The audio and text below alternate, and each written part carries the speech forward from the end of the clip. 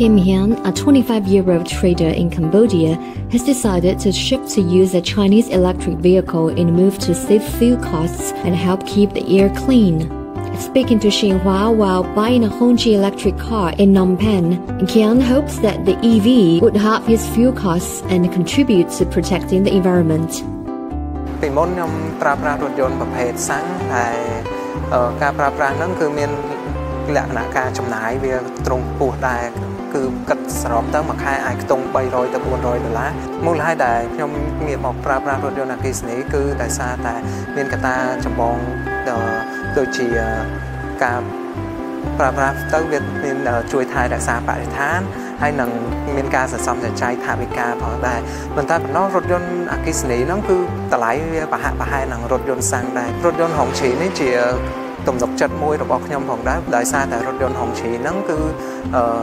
ជា brand លំដាប់នៃប្រទេសចិនហើយវាមិនថាទាំងរូបរាងតែប៉ុណ្ណោះគឺគុណភាពនិងគុណតម្លៃគឺផ្ដល់ឲ្យខ្ញុំតែធ្វើឲ្យមានការទំនុកចិត្តខ្ពស់ទៅលើរថយន្តផងដែរចាចាប់តាំងពីរដ្ឋាភិបាលបានអនុញ្ញាតឲ្យនាំចូលនៅរថយន្តអគ្គិសនីឃើញថាមានការចាប់អារម្មណ៍ជាច្រើនពីខាងសំណាក់អ្នកប្រើប្រាស់ចាដោយតែបច្ចុប្បន្នពួកគាត់បានយល់ដឹងអំពីអត្ថប្រយោជន៍ក្នុងការដែលប្រើប្រាស់រថយន្តអគ្គិសនីដែលគិតពីផលចំណេញប្រចាំថ្ងៃក៏ដូចជាគិតដល់បរិស្ថានផងដែរបច្ចុប្បន្នហ្នឹងគឺយើងមានលក់ដាច់ច្រើនបងទាំងរថយន្តខ្នាតតូចទាំងរថយន្តខ្នាតធំដោយសារចាអញ្ចឹងអគ្គិសនីរបស់យើងគឺទទួលបានការគាំទ្រច្រើនដែរបើសិនជាបងសាកមកពេញយើងអស់តែ$9ទេសម្រាប់បងសាកមកពេញបងជិះបានរហូតដល់431គីឡូម៉ែត្រតែបើសិនជាយើងធៀបជាមួយនឹងរថយន្តសាំងលក្ខណៈថា hybrid ទៀតណាប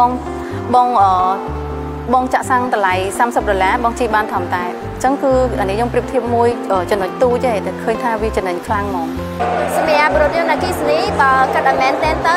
វាអត់មានគ្រឿងបង្គុំច្រើនទេវាមានតែអ្វីម៉ូទ័រអញ្ចឹងអាការថែទាំក៏ដូចជាការជួសជុលវាកាត់បន្ថយច្រើនមែនទែនបើយើងធៀបជាមួយនឹងរថយន្តប្រើ